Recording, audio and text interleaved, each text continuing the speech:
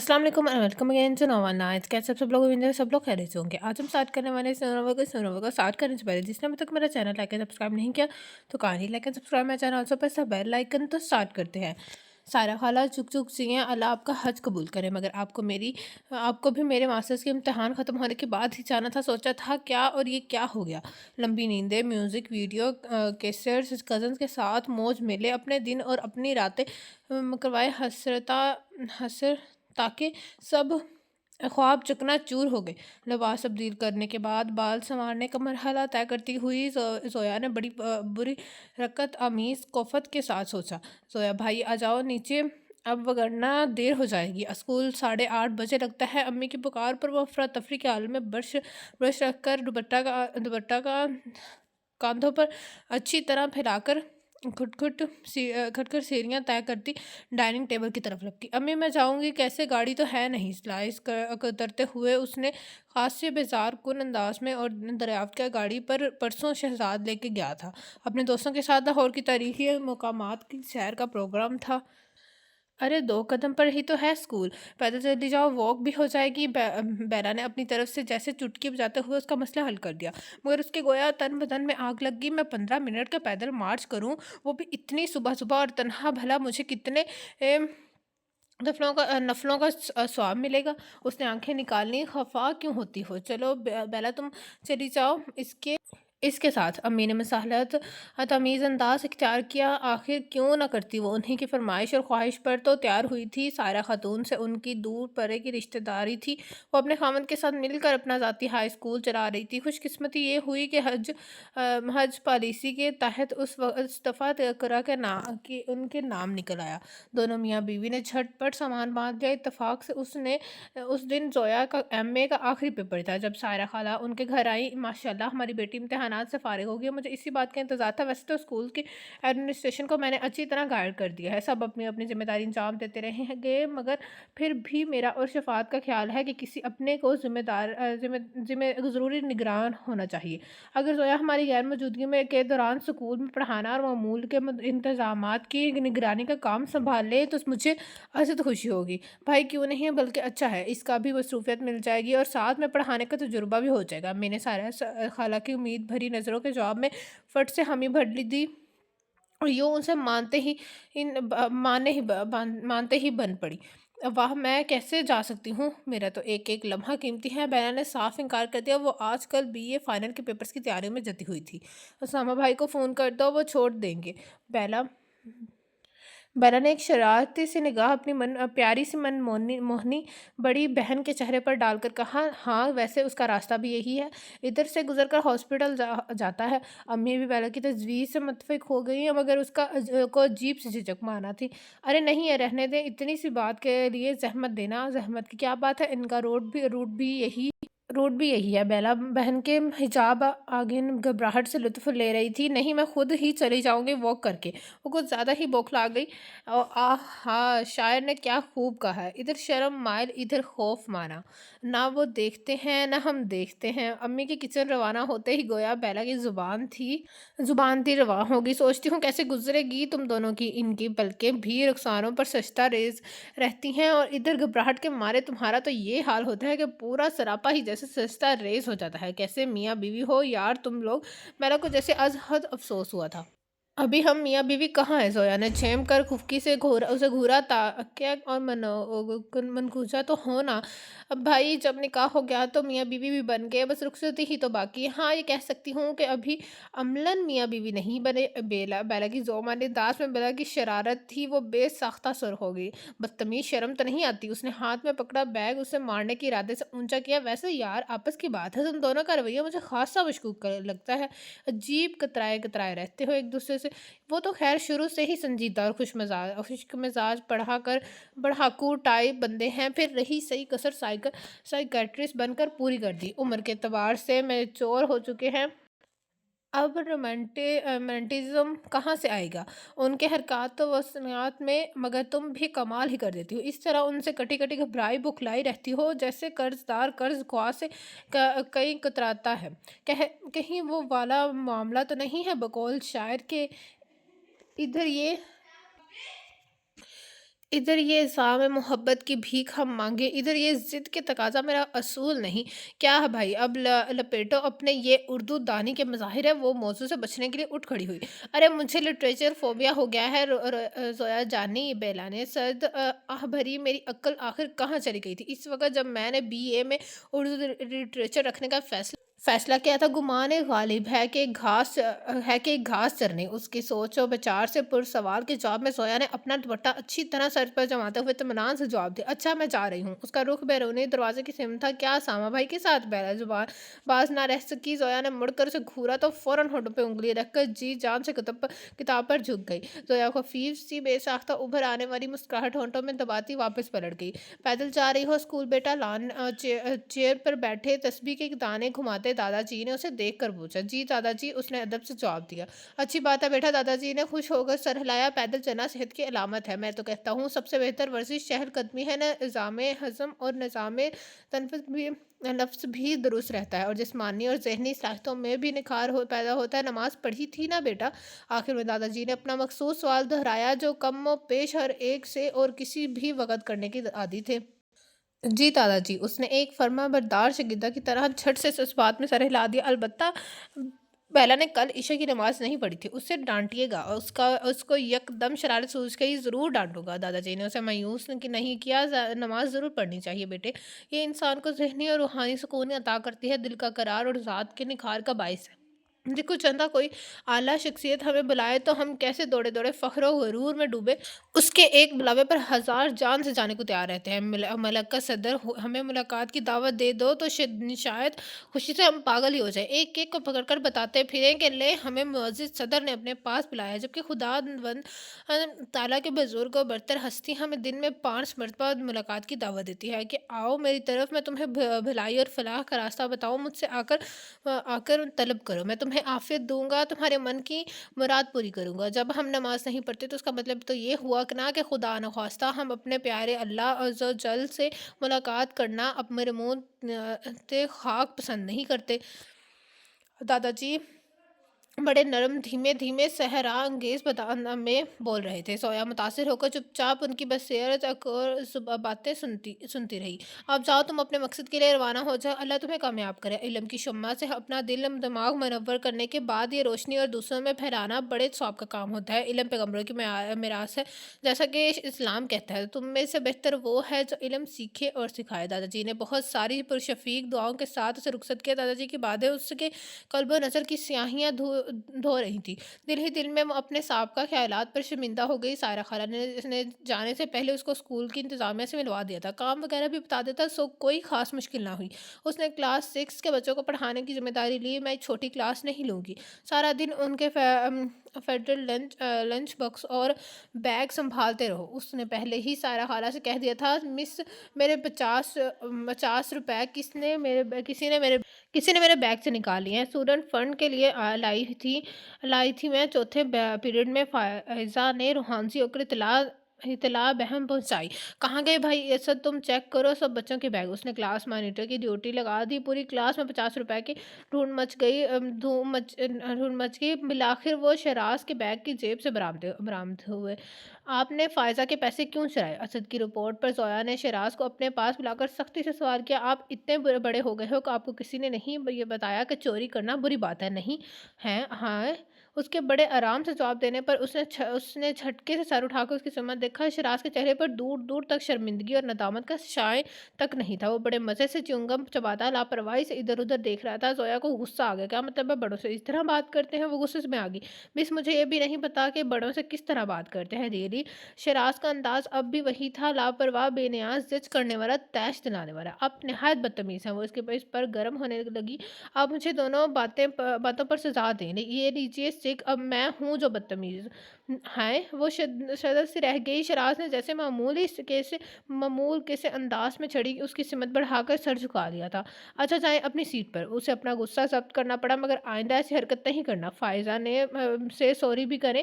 Sorry? اس کے کہنے پر شہراز نے توہان و وقرہن فائزہ کے کچا چباک جانے والی نظر سے دیکھتے ہوئے جیسے وہ مشکل سوری کہہ کر جان چھڑائی اور سر جھٹک کر سیٹ کی طرف بڑھ گیا۔ زویا نے محسوس کیا کلاس اس نے خائف سی تھی، وہ الگ تھلگ بیٹھا تھا تو تیوریاں چڑھائے آنکھوں کی بیزاری لیے ایک ایک کو تحقیر سے دیکھتا ہوا ٹانگ پر ٹانگ رکھے بڑی بد دلی سے بیٹھا تھا۔ کلاس مانیٹر اسد بھی شراز کے تحکم آمیز انداز اور اکھڑ رویے کی بدولت دوسرے کی نسبت اس سے بات منوانے میں خاصی نرمی سے کام لیتا تھا۔ غالباً اپنی عزت اپنے ہاتھ کے اصول کے پیش نظر کوئی بھی اسے ٹکر لے کر اپنی شامت پلانے کا شوقین نہیں تھا۔ ایک صاحب اپنے بچے کے ایڈمیشن کے سلسلے میں آئے ہیں۔ 7ویں پیریڈ میں انتظامیہ کی انچارج مس کوثر نے اسے اطلاع دی۔ اسکول کے پرنسپل کی قائم مقام ہونے کے ناطے یہ معاملات اسے ہی دیکھنے تھے۔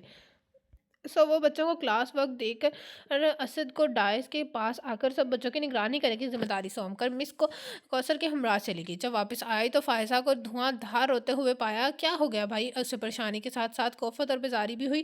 کس نے مارا ہے اسے؟ اس کے دوبارہ بولنے پر بھی کلاس خاموش رہی، البتہ آپس میں دبی دبی سرگوشیاں ضرور ابھرنے لگی۔ بتاتا کیوں نہیں؟ اس کی جھنجھلاہٹ خفگی میں بدل گئی۔ اب آپ بتائیں اسد، فائزہ کو کس نے مارا ہے؟ فائزہ کے لال ٹماٹر ہوتے گالوں پر رواں آنسو پونچھتے ہوئے وہ تحکم آمیز لہجے میں اسد سے استفسار کرنے لگی۔ مس وہ اسد نے خاصی ہچکچاہٹ اور دشواری کے بعد خود کو بولنے پر آمادہ کیا۔ وہ شراز نے چور نگاہ شراز کے بھونپے چہرے پر ڈالتے ہوئے بالآخر وہ کہہ شراز، یہ کیا حرکت ہے؟ وہ غصے سے پھٹ پڑی۔ ادھر آئیں ذرا آپ نے فائزہ کو کیوں مارا؟ شاید بدلہ لینے کے لیے، اسد وہ دبے لفظوں میں کہہ گیا۔ جواب میں شراز خونخوار نظروں سے اسے گھورتا ہوا ہونٹ چبانے لگا۔ زویا اس سے اس بار اپنا غصہ ضبط نہیں ہوا، کھینچ کر ایک تھپڑ رسید کر دیا۔ آپ کو شرم نہیں آتی؟ ایک تو چوری اوپر سے سینہ زوری، آئندہ اگر آپ نے میری کلاس میں بدتمیزی کی تو بہت بری پیش آؤں گی۔ سرخ تمتماتے چہرہ لے کر اپنی سیٹ کی طرف بڑھتے ہوئے شراز نے اب ایک تپتی ہوئی نظر اسد پر ڈالی جو اس کی بات کی صاف خاموشی کر رہی تھی۔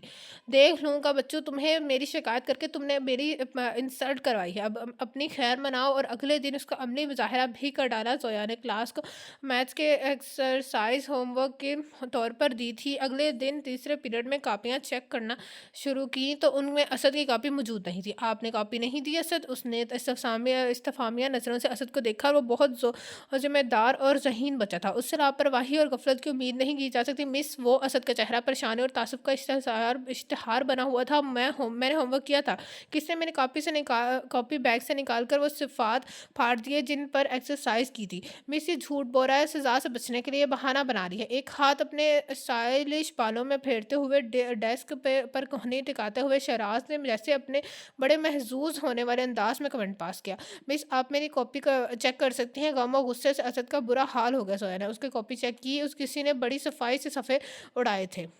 بہت بری بات ہے، کس نے یہ کام کیا ہے؟ یہ کام یقیناً کوئی منتسب اور کینہ پرور شخص ہی کر سکتا تھا، مگر اسد کو تو سب پسند کرتے تھے۔ اس کی ذہانت، شائستگی، ہمدردانہ فطرت کو مد نظر رکھتے ہوئے کلاس نے اسے اپنا مانیٹر منتخب کیا تھا۔ اسد، آپ کو کس پر شک ہے؟ کھل کر بتائیے مجھ سے۔ زویا کے سوال پر پوری کلاس سے مت اسد کی نگاہیں لاپرواہی سے چنگم پر باتیں شراز کی سمت اٹھ گئی، تاہم اسد نے کسی پر الزام عائد نہیں کیا۔ مس میں کچھ نہیں کہہ سکتا، میں دوبارہ ایکسرسائز کر لوں گا۔ بزدل، اتنی ہمت ہے تو بتا دو نا، شراز نے تنزن جیسے للکار کر کہا۔ اس طرح اپنے ساتھیوں مخاطب نہیں کرتے۔ زویا نے تنبیہ نظروں سے شراز کو دیکھا، جواب میں وہ یوں بے نیاز بن گیا جیسے اسے نہیں اس کے فرشتوں کو مخاطب کیا گیا ہے۔ وہ زویا خون کے گھونٹ پی کر رہ گئی۔ بیچارہ بونگا، بزدل، بے وقوف! شراز ایک سیریز میں کہتا ہوا پینٹ کی جیب سے ترے مرے کاپی کے صفحات نکال کر، مجھے پہلے ہی تم پر شبہ تھا، اتنی ہی بےہودہ حرکت تمہارے علاوہ اور کر کون سکتا ہے؟ اسد ایک تلملاتی ہوئی نگاہ اس پر ڈال کر استہزائیہ انداز میں بولا۔ غم و غصے سے اس کی مٹھیاں بھیج گئی تو نہیں تھی، مگر وہ فطرتاً صلح اور امن پسند لڑکا اس لیے غضبناک نہیں ہوا۔ بکواس بند کرو، تم ہوگے بےہودہ۔ اس نے دانت پیستے ہوئے اسد کو گریبان سے پکڑ لیا اور طیش میں آ کر جھنجھوڑنے لگا۔ دیکھو شراز، شرافت سے میرا گریبان چھوڑ دو وگرنہ اچھا نہیں ہوگا۔ اسد ہنوز ضبط سے کام لے رہا تھا۔ اچھا، وہ تمسکرانہ انداز میں ہنسا۔ کیا کر لو گے؟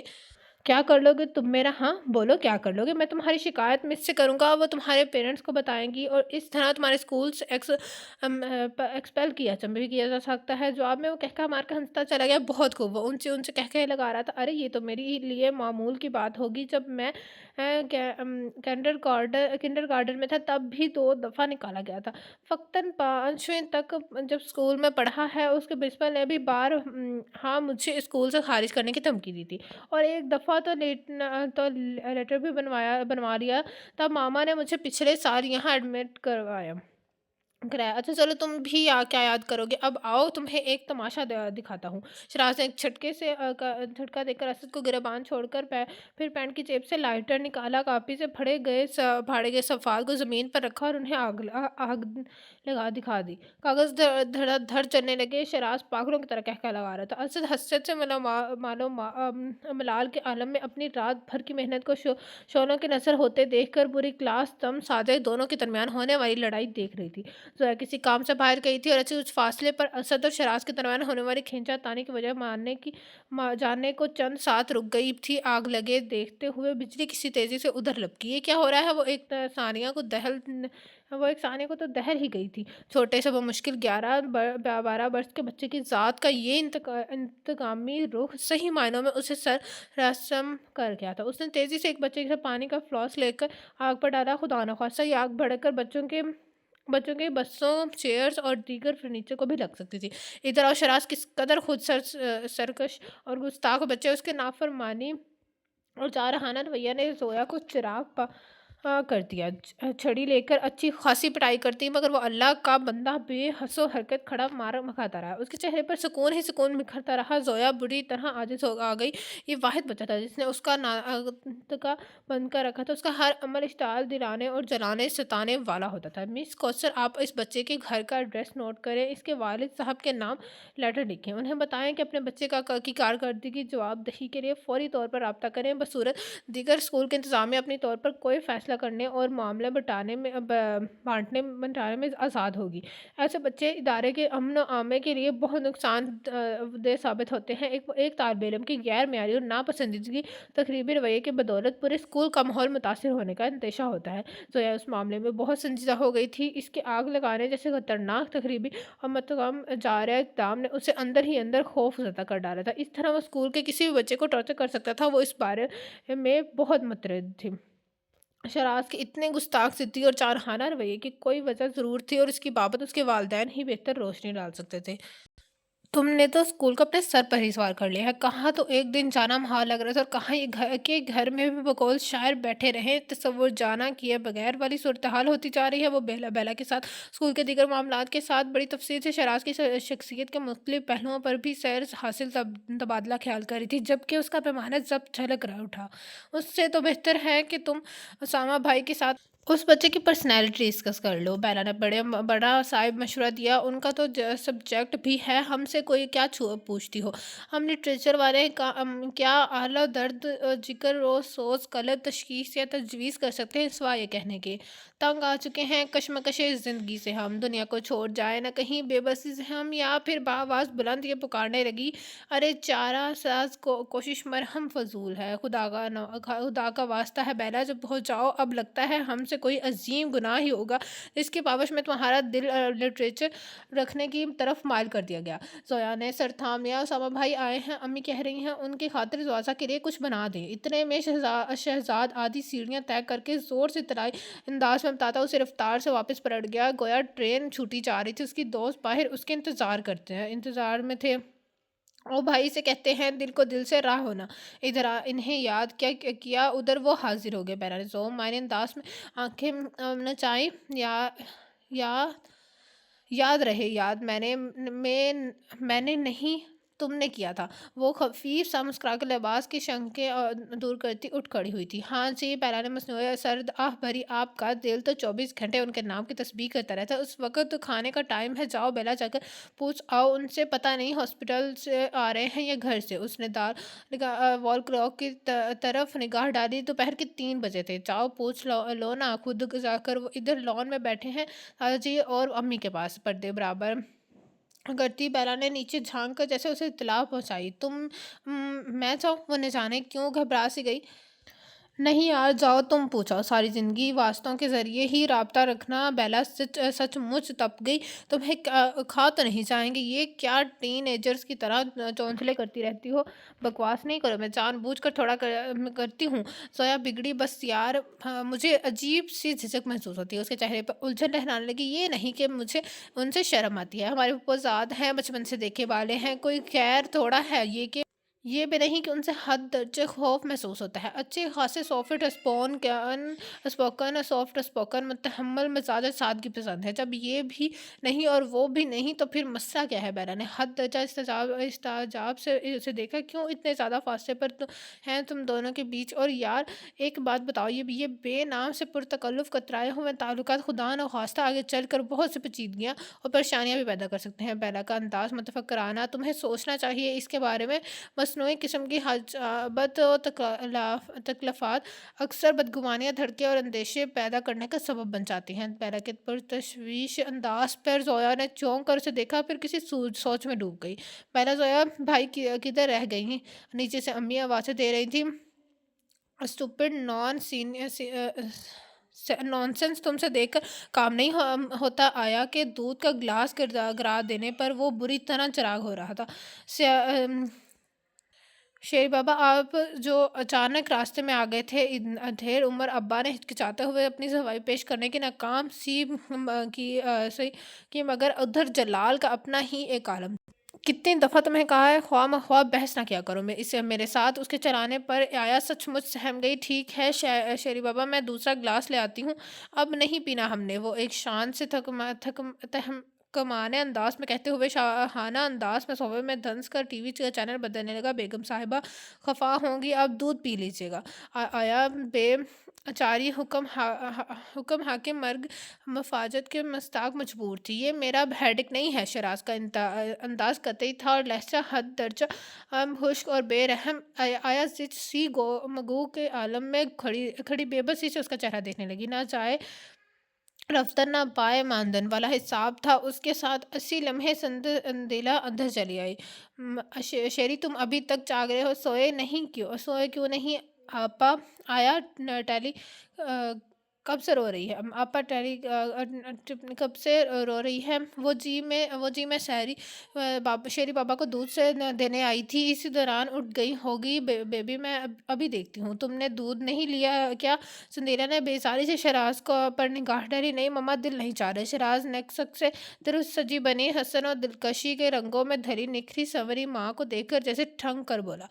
دل کیوں نہیں چاہ رہا؟ اب نگاہ کے ساتھ ساتھ چہرہ پر بھی بیزاری چھلکنے لگا۔ دل تو یہ چاہتا ہے کہ ماما کہ آپ مجھے اپنے ہاتھ سے دودھ ملائیں، پیار سے میرے ماتھے پر سے بال ہٹا کر ماتھا چوم کر سو جانے کی تلقین کریں، میری شرارتوں پر پاپا سے پرلطف انداز میں شکایتیں کریں، پھر جب پاپا مجھے ڈانٹے تو ایک دم مجھے گلے سے لگا کر پاپا کو خفکی سے گھور کر کہیں، ہٹے بھی، میرے بچے کو کچھ مت کہیں، یہ تو بہت اچھا بچہ ہے۔ اور پھر آپ اور پاپا دونوں مجھے محبتوں کی دولت سے مالا مال کرتے ہوئے اپنے مشفق حصار میں محسوس کر لیں، جہاں سکون اور محبت بھری گرمی اور پیار اور خوشیاں ہوں، مگر میرے ایسے نصیب کہاں؟ شیراز کی سوچیں جانے اسے کون سے کچھ نظر خواب دکھا رہی تھی کہ پیچھے سے پاپا کی مخصوص سرد و بیگانہ پر تکلف آواز نے جیسے اسے ہوش کی دنیا میں لا پٹکا۔ شیری کے اسکول سے لیٹر آیا ہے، آپ کل جانے کی زحمت کر لیں گی؟ وہ سندیلا سے بے تاثر انداز میں دریافت کر رہے تھے۔ میرے پاس وقت نہیں ہے، کل ماما کے ہم وقار بھائی کی ویڈنگ اینیورسری سیلیبریٹ کی جا رہی ہے، میں ادھر بیزی ہوں گی۔ وہ سندیلا نے قدرے تنگ کر جوابی کارروائی کے طور پر اپنے اونچے پورے بھرپور مردانہ دلکشی کے حامل شوہر پر ایک چھپتی سلگتی ہوئی نگاہ ڈال کر جواب دیا۔ وہ سپاٹ انداز میں کہہ کر مڑ گئے، اوکے، پھر مجھے ہی زحمت کرنا ہوگی، تم یہاں کیا کر رہے ہو؟ اب جاؤ جا کر سو۔ سندیلا نے جانے کس بات کا غصہ اس پر اتارا، وہ چپ چاپ ماں باپ کے درمیان ہونے والی معمول کی کارروائی سن رہا تھا۔ اماں کے پھٹکار سن کر بوجھل قدموں سے اپنے بیڈ روم کی طرف بڑھ گیا۔ کیا مصیبت ہے؟ کیوں چلا رہی ہو؟ آیا کے بازوؤں میں مچلتی گلا پھاڑتی ڈھائی سالہ نیلی کو گود میں لیتے ہوئے سندیلا اس معصوم پر جیسے برس ہی تو پڑی تھی۔ لائیں مما، میں چپ کروا دوں۔ جانے کس جذبے سے مغلوب ہو کر اس نے پرشوق انداز میں بہن کی طرف ہاتھ بڑھائے تھے۔ جاؤ تم، سندیلا نے بری طرح جھڑک دیا، میرے بھگتان ہو تم، مجھے ہی بھگتانے ہیں، اب جان و عذاب میں ڈالی ہوئی ہیں۔ جی تو چاہتا ہے کچھ کھا کے سو رہوں، ایک ہی بار مرنا بہتر ہے۔ روز کے خود سوزی سے سندیلا کا تلخیوں سے چور لہجہ شیراز کے मासूम दिल को अजब रंजीदगी और बेअसर मर्दगी के धुएं में ठेलता चला गया। मेरा क्या कसूर है? मुझे सब क्यों नज़रअंदाज करते हैं? मुझसे क्यों इतने खड़े कतराए हुए गिरेसा रहते हैं? मैंने तो किसी का भी कुछ नहीं बिगाड़ा। मुझे तो मामा पापा दोनों से मोहब्बत है, मगर दोनों ही मुझसे नफरत का इजहार करते हैं, मुझे नापसंद करते हैं। आखिर क्यों? शर्मिंदगी और दुख से बेहाल वो अजियत भरी सोचों के जाल में उलझता अपने कमरे में आ गया। दरवाज़ा बंद करके उसने एक लम्हा को रोक कर सोचा, फिर सारे टेबल पर से क्रिस्टल का नाजुक सा स्टाइलिश गुलदान उठाया, दोनों हाथों में उठाकर एक सानिया को उसका ताजुन पर रखा, फिर पूरी कुआ से ड्रेसिंग टेबल के आईने पर दे मारा। एक जोरदार छाका हुआ और कमरे में इधर इधर शीशे के टुकड़े बिखरते चले गए। दरवाज़ा बंद होने की वजह से आवाज़ दब सी गई थी, सो बाहर की कोई रद्द अमल मसूल नहीं हुआ।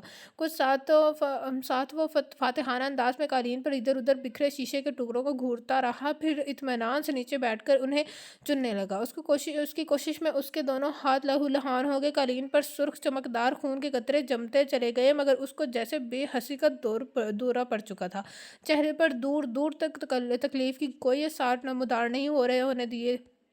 डॉक्टर साहिब, एक नज़र मेरी तरफ गौर से देखिए और मुझे बताइए, मुझमें किस चीज़ की शय की कमी है? क्या मेरा भरपूर सरापा मेरे चेहरे पे सजा एक एक नश इस बात की गवाही नहीं देता कि ये पैकर हंसने और दिलकशी लासानी? आप अपनी ईमानदारी से बताइए, क्या मेरा होश रबा वजूद मुकाबल को दीवाना बनाने के लिए काफ़ी नहीं? वो वाकई सही कह रही थी। कोई आंख का अंधा हो ही उसके वजूद के फितने पर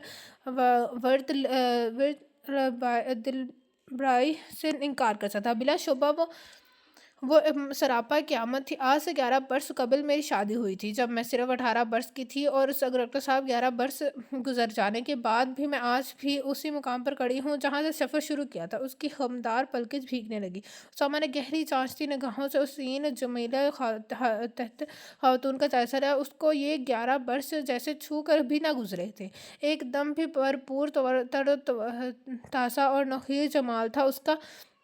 आप मुझे बताएं डॉक्टर साहब, मैं किससे शेयर करूं, किसको अपने एहसास बताऊं? ये ऐसा मसला है जिसे ज़ुबान पर ला भी नहीं सकती। ना माँ को बता सकती हूँ, ना बहन या दोस्त से शेयर कर सकती हूँ कि मैं हमारे माशरे में इस किस्म की तशनगी का औरत के मुंह से इजहार उसके बेबाकी और बेहिजाबी की दलील समझा जाता है। और मुझे बताइए कि औरत के जज्बात नहीं होते? क्या मतलब सिर्फ मर्द के मिराज से ये औरत के अंदर बेदार नहीं हो सकती? जज्बाती कशमकश ने उसका चेहरा अंगारे की माने धक्का दिया था।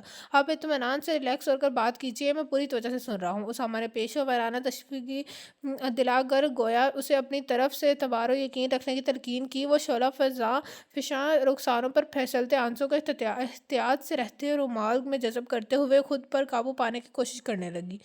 सराहना, चाहा जाना और कबूल करना अज़ल से औरत की फ़ितरी ख्वाहिश रही है। मर्द की गर्मजोश रफ़ाकत, उसकी निगाह और उसके दस्ते लब की शौख़ जसारतें औरत के वजूद में मान भर देती हैं, उसकी नस्वानियत की तस्कीन की दामन बन जाती हैं। मगर डॉक्टर साहब, आपका इस बदनसीब औरत के बारे में क्या ख्याल है, जो कुएं के पास रहकर भी प्यासी तरसती रहती है?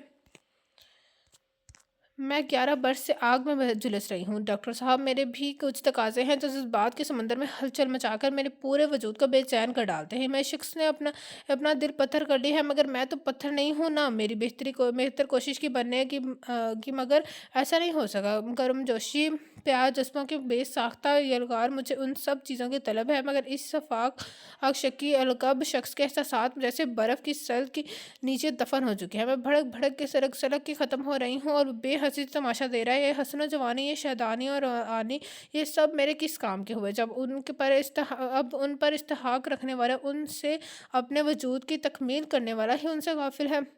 वो अपनी गुलाबी मखरूती उदास हाथों में चेहरा छुपाकर फूट फूट कर रो दी। मैं अंदर से इतनी प्यासी, ना आसूदा और अधूरी हूँ, और इस तरह अपनी ज़ात की बेबसी के हिसार में तक नकीदा रहती हूँ कि अक्सर औकात अपनी जान के टुकड़ों, अपने बच्चों के जज्बात और एहसास से भी बेगाना हो जाती हूँ। हज़ार कोशिश के बावजूद मैं उन्हें अपनी बेसाख्ता ममता भरी हद्दत अमीज़ करबत नहीं दे पाई। बेवजह उनसे अजनबियत बरतती रहती हूँ। घर की चार दीवारी की घुटन जब हद से ज़्यादा हो जाए तो मैं के चली जाती हूँ, वहाँ इधर उधर के हल्ले गुल्ले में शामिल होकर अपने रूह की ज़ख्म भूलने की कोशिश करती हूँ। ख्वाह अपने घर से गाफिल रहती हूँ। यूँ लगता है जैसे मैं अपने सोचे समझे मंसूबे के तहत अपनी ज़ात से इंतकाम ले रही हूँ। मुझे मेरी दुख की बात की भी بات یہ ہے کہ اس انتقام کی نظر اب میرے بچے بھی ہونے لگے ہیں۔ اس چیز نے مجھے بہت خوفزدہ کر دیا ڈاکٹر صاحب، مگر میں کیا کروں؟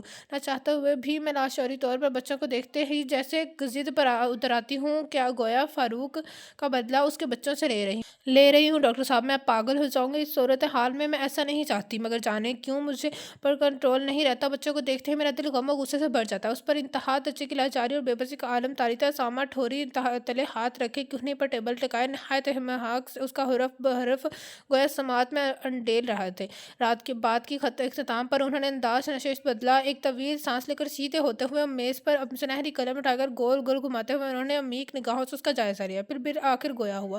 بعض اوقات حقیقت اس طرح کھل کر سامنے آ کر مبہم ہو جاتی ہے کہ انسان سب کچھ جانتے ہوئے بھی الجھنوں کے ریشم میں لپٹتا چلا جاتا ہے۔ وہ سکون سے اس کی ہمت دیکھ رہا تھا۔ آپ کے ساتھ مسئلہ یہ ہے کہ بی بی آپ ازدواجی ناسودگی کا شکار ہیں۔ آپ کی شادی شدہ زندگی کا تجربہ نہایت ناخوشگوار اور تکلیف دہ ہے، لیکن آپ اپنے جائز حق کا مطالبہ اپنے شوہر کے روبرو پیش کرنے سے لاچار ہیں۔ یہ اندر کی جراحت اور بے بسی آپ کے جذبات کی دنیا میں بری طرح اکھاڑ پھسار کی کیفیت طاری کر رہی ہے۔ چنانچہ آپ اپنے اندر کے شعور کو دبانے کے لیے بے سبب گھر بار اور بچوں سے بے گانگی اور بے اعتنائی کا سلوک روا رکھے ہوئے ہیں۔ اس نے تک ہار کر کرسی کی پشت سے ٹیک لگا لی۔ خبر نہیں ڈاکٹر صاحب کیا ہو رہا ہے اور کیا ہو جائے گا۔ ہاں یہ ضرور ہے کہ اگر میں مزید اس کیفیت میں رہی تو میں ٹوٹ جاؤں گی۔ میرے اعصاب بری طرح شکست خورد ہو جائیں گے۔ اس سے زیادہ برداشت کرنا میرے بس میں نہیں ہے۔ وہ محترم سرخ نگاہ کو مسلتے ہوئے مصنوعی سے تھکے ٹوٹے انداز میں کہہ رہی تھی، انشاءاللہ ایسا کچھ نہیں ہوگا۔ اسامہ نے بہت رسان سے کہا، سب ٹھیک ہو جائے گا۔ دیکھیے مسئلہ صرف کمیونیکیشن گیپ کا ہے میاں بیوی کے درمیان۔ جب یہ چیز آ جاتی ہے تو تعلقات کی بے ساختگی اور دلکشی غارت ہو جایا کرتی ہے۔ آپ دونوں میاں بیوی جذباتی اور احساساتی اعتبار سے ایک دوسرے سے بہت فاصلے پر، یہی فاصلہ دوسری دوریوں کا پیش خیمہ ثابت ہوتے ہیں۔ اور دوری اور تکلف کا صحیح تحفہ آپ لوگ اپنی اولاد کو بخش رہے ہیں، جو خدا نخواستہ کسی سنگین صورتحال پر منتج بھی ہو سکتی ہے۔ اسامہ کے انداز میں بلا کا تفکر اور تشویش تھی۔ سنجیدہ ٹھنڈی سانس لے کر گود میں پڑے پرس کے اسٹرپ مسلنے لگی۔ تو یہ تھا آج کے نمبر کا فرسٹ پارٹ۔ کیسا لگا آپ سب کو یہ نمبر کمنٹ باکس میں ضرور بتائے گا۔ جس نے ابھی تک میرا چینل لائک سبسکرائب نہیں کیا تو کہاں نہیں لگا سبسکرائب، میرے چینل سے پستا بیل آئکن۔ آپ لوگوں سے ملاقات ہوگی کل اس نمبر کے لاسٹ پارٹ کے ساتھ۔ اللہ حافظ۔